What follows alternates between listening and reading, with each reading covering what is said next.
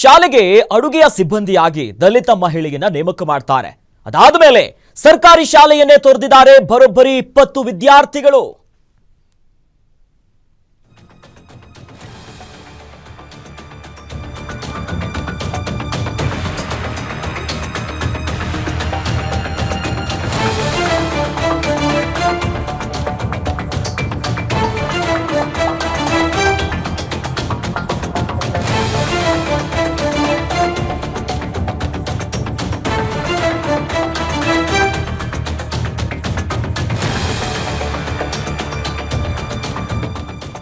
ಶಾಲೆಗೆ ಅಡುಗೆಯ ಸಿಬ್ಬಂದಿಯಾಗಿ ದಲಿತ ಮಹಿಳೆಯನ್ನ ನೇಮಕ ಮಾಡಲಾಗುತ್ತೆ. ಇದರ ಬೆನ್ನಲ್ಲೇ ಸರ್ಕಾರಿ ಶಾಲೆಯನ್ನ ತೊರೆದಿದ್ದಾರೆ ಬರೋಬ್ಬರಿ 20 ವಿದ್ಯಾರ್ಥಿಗಳು.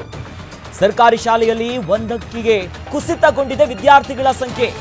ಇದು ಚಾಮರಾಜನಗರ ತಾಲೂಕಿನ ಹೊಮ್ಮ ಗ್ರಾಮದ ಶಾಲೆಯಲ್ಲಾಗಿರೋದು. ಎಂತ ಸ್ಥಿತಿ ನೋಡಿ, ಮಕ್ಕಳಿಲ್ಲದೆ ಮುಚ್ಚುವಂತ ಹಂತಕ್ಕೆ ಬಂದು ಬಿಟ್ಟಿದೆ ಹೊಮ್ಮದ ಸರ್ಕಾರಿ ಶಾಲೆ. ಅಡುಗೆ ಸಿಬ್ಬಂದಿ ದಲಿತ ಮಹಿಳೆ ಎನ್ನುವಂತ ಕಾರಣಕ್ಕೆ ಟಿಸಿಯನ್ನ ಪಡೆದಿದ್ದಾರೆ ಮಕ್ಕಳು. ತಮ್ಮ ಮಕ್ಕಳನ್ನ ಬೇರೆ ಶಾಲೆಗೆ ದಾಖಲು ಮಾಡ್ತಿರುವಂತ ಆರೋಪ ಕೇಳಿ ಬಂದಿದೆ. ಸದ್ಯ ಸರ್ಕಾರಿ ಶಾಲೆಗೆ ಓರ್ವ ವಿದ್ಯಾರ್ಥಿ ಮಾತ್ರ ದಾಖಲಾಗಿದ್ದಾನೆ, ಮತ್ತೆ ಯಾರೂ ಇಲ್ಲ.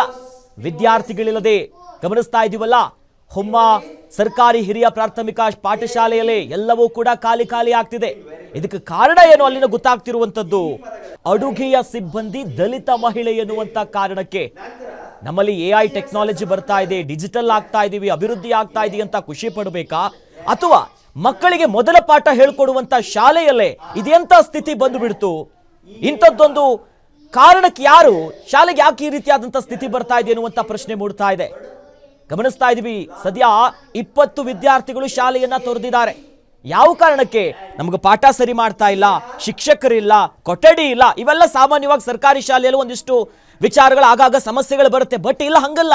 ಅಡುಗೆಯ ಸಿಬ್ಬಂದಿ ದಲಿತ ಮಹಿಳೆ ಎನ್ನುವಂತ ಕಾರಣಕ್ಕೋಸ್ಕರ ಅವರೀಗ ಶಾಲೆಯನ್ನ ತೊರೆದಿದ್ದಾರೆ. ಬೇರೆ ಕಡೆ ಅವ್ರ ಶಾಲೆಗೆ ಮಕ್ಕಳನ್ನ ಸೇರಿಸ್ತಿದ್ದಾರೆ ಎನ್ನುವಂತ ಗಂಭೀರ ಆರೋಪ ಕೇಳಿ ಬರ್ತಾ ಇದೆ. ಬಟ್ ಈಗ ಅಲ್ಲಿ ಕೇವಲ ಓರ್ವ ಶಿಕ್ಷಕರು ಒಂದು ವಿದ್ಯಾರ್ಥಿಗೆ ಮಾತ್ರ ಪಾಠ ಮಾಡ್ತಿದ್ದಾರೆ.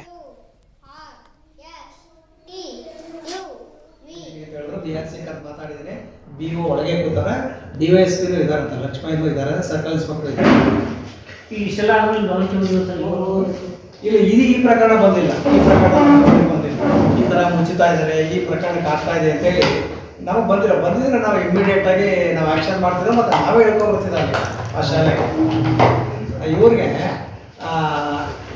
BRCಗೆ ಇವತ್ತಲ್ಲ ಇವರು DYSP, ಸರ್ಕಲ್ ಇನ್ಸ್ಪೆಕ್ಟರ್ ಮತ್ತು ಪೋಸ್ಟ್ DO ಎಲ್ಲ ಕಳ್ಸೊಂದು ಮೀಟಿಂಗ್ ಮಾಡ್ತಾವ್ರೆ, ಇನ್ನೂ ನಡೀತಾ ಇದೆ ಅಂತ.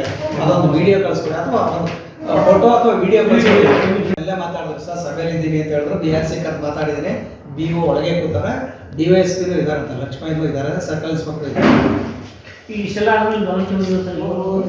ಇಲ್ಲ, ಈ ಪ್ರಕರಣ ಬಂದಿಲ್ಲ. ಈ ಪ್ರಕರಣ ಈ ಬಗ್ಗೆ ಹೆಚ್ಚಿನ ಡೀಟೇಲ್ಸ್ ನೀಡ್ತಾರೆ ನಮ್ಮ ಮೈಸೂರಿನ ಪ್ರತಿನಿಧಿ ಸುರೇಶ್. ಸುರೇಶ್, ಮಕ್ಕಳಿಗೆ ಶಾಲೆಯಲ್ಲಿ ನಾವೆಲ್ಲ ಒಂದು ಅನ್ನುವಂಥ ಪಾಠ ಮಾಡುವಂಥ ಶಾಲೆಯಲ್ಲಿ ಇಂಥ ಸ್ಥಿತಿ ಬಂದಿದೆಯಲ್ಲ, ಇಂಥ ವಿಷ ಬೀಜ ಬಿತ್ತದವ್ರು ಯಾರು ಸುರೇಶ್?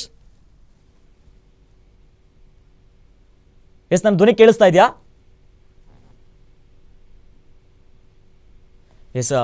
ಸಂಪರ್ಕ ಕಡಿತಗೊಂಡಿದೆ. ಗಮನಿಸ್ತಾ ಇದ್ದೀವಿ, ಅಲ್ಲೀಗ ಸದ್ಯಕ್ಕೆ ಶಾಲೆಯಲ್ಲಿ ಓರ್ವ ಶಿಕ್ಷಕರು ಒಂದೇ ಒಂದು ವಿದ್ಯಾರ್ಥಿಗೆ ಪಾಠವನ್ನು ಮಾಡ್ತಿದ್ದಾರೆ. ಆ ಸಂಬಂಧ ಈಗಾಗಲೇ ರಾಮಚಂದ್ರ DDPI ಚಾಮರಾಜನಗರದವರು ಈಗಾಗಲೇ ಪ್ರತಿಕ್ರಿಯೆಯನ್ನು ಕೊಟ್ಟಿದ್ದಾರೆ.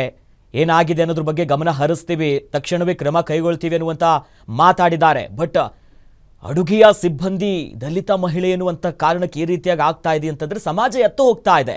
ಯಾಕೆ ಇಂಥದ್ದೊಂದು ಮನೋಭಾವ, ಮನಸ್ಥಿತಿ ಉಂಟಾಗ್ತಿದೆ ಗೊತ್ತಾಗ್ತಿಲ್ಲ. ಪಾಪ ಮಕ್ಕಳ ತಪ್ಪೇನಿಲ್ಲ, ಮಕ್ಕಳಿಗೇನು ಗೊತ್ತಾಗತ್ತೆ?